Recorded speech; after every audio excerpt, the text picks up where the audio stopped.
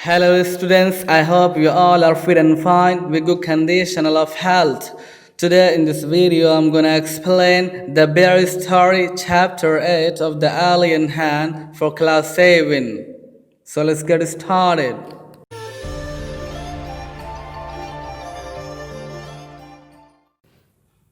Chapter 8 The Bear Story भालू की कहानी There once a lady who lived in an old manor house on the border of a big forest.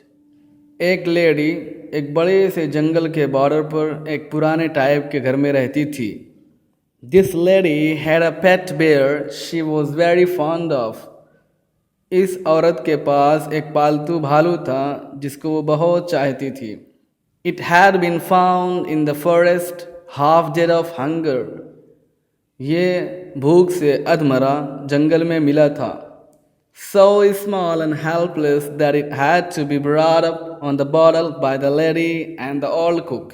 ये इतना छोटा और कमज़ोर था कि उस औरत और उसकी बूढ़ी बावर्चन ने उसे दूध के बॉटल पर पाला पोसा था. This was several years ago and now it had grown up to a big bear.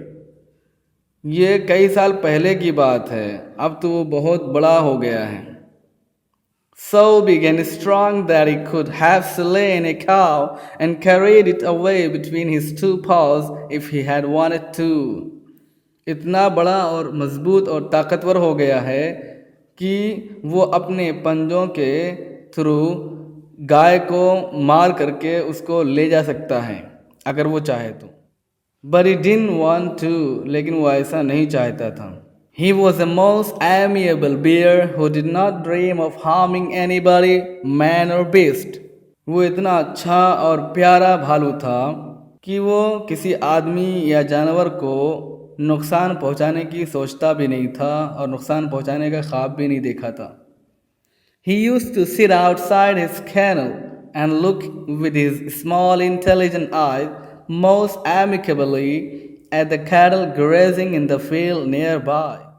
वो अपने डरबे के बाहर बैठ करके अपनी तेज़ छोटी छोटी आँखों से बहुत ही प्यारे अंदाज में और बड़ी अच्छे तरीके से पास के मैदान में चरने वाले जानवरों को देखता था.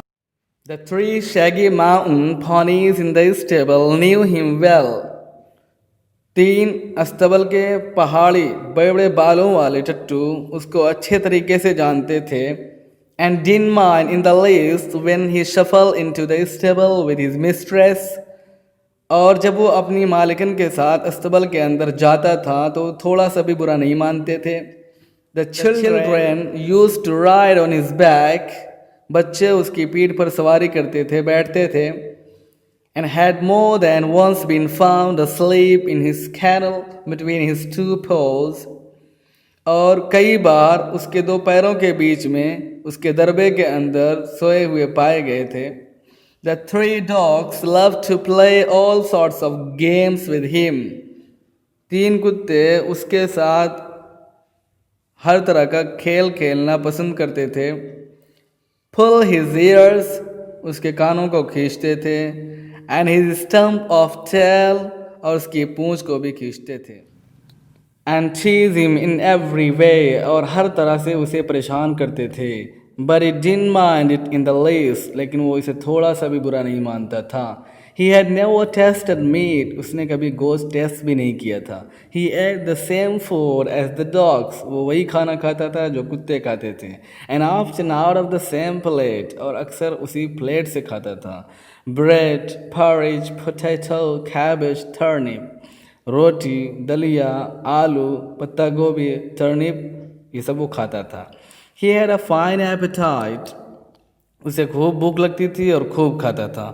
And his friend the cook saw to it that he got his fill, और उसकी दोस्त बावर्चन उसे देखती थी ताकि वो पेट भर कर खा ले. Bears are vegetarians if they have a chance.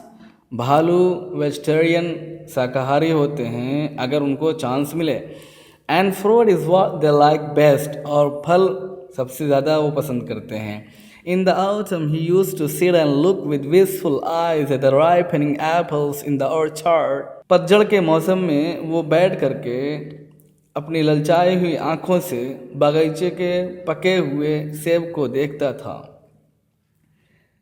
And in his young days, he had been sometimes unable to resist the temptation to climb the tree and help himself to a handful of them.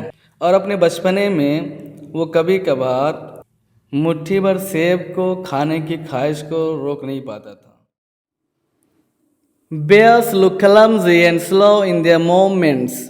भालू अपनी चाल ढाल में बहुत slow और भद्दे दिखते हैं। But try a bear with an apple tree. लेकिन अगर तुम किसी भालू को एक एप्पल ट्री दिखा करके ट्राई करो, दौड़ने के लिए कहो, and you will soon find out that he can easily beat any school boy at that game. तो तुम्हें बहुत जल्द पता चल जाएगा कि वो गेम में किसी भी स्कूल बॉय को आसानी से हरा सकता है। Now he had learned that he was against the law. अब उसने सीख लिया था कि किसी और के सेब के पेड़ से फल को तोड़ना ये कानून के खिलाफ है। But he kept his small eyes wide open for any apples that fell to the ground.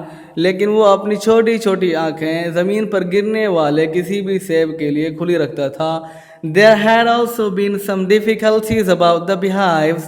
मधुमक्खी के छत्ते को लेकर के उसके साथ कुछ प्रॉब्लम हो गई थी कि उसने मधुमक्खी के छत्ते को छेड़ दिया था। He had been punished for this. इसके लिए उसको सज़ा मिली थी। By being put on the chain, उसको चैन में बांध दिया गया था for 2 days, 2 दिन तक। With a bleeding nose, उसके नाक से खून भी बह रहा था, पिटाई की गई थी। And he had never done it again, और दोबारा उसने इसको कभी नहीं किया। Otherwise, he was never put on the chain except for the night, वरना तो उसे रात के सिवा किसी और टाइम में चैन में नहीं बांधा जाता था। And quite rightly so, for a bear, like a dog, is apt to get somewhat ill-tempered if kept on the chain, and no wonder. और कुत्तों की तरह भालू के लिए भी बिल्कुल बनता है कि वो कभी कभार कुछ गुस्सा हो जाए अगर उसे चैन में बांध दिया जाए और टहलने और घूमने ना दिया जाए। This is wander in the last. WANDER. Wander means घूमना टहलना. This is not wonder, okay? Hope you got it. Okay, students, so this was the explanation of the bear story, chapter 8, part 1 of the Alien Hand for class 7. Hope you got it, enjoyed it. Keep it up, the girl is ahead of you.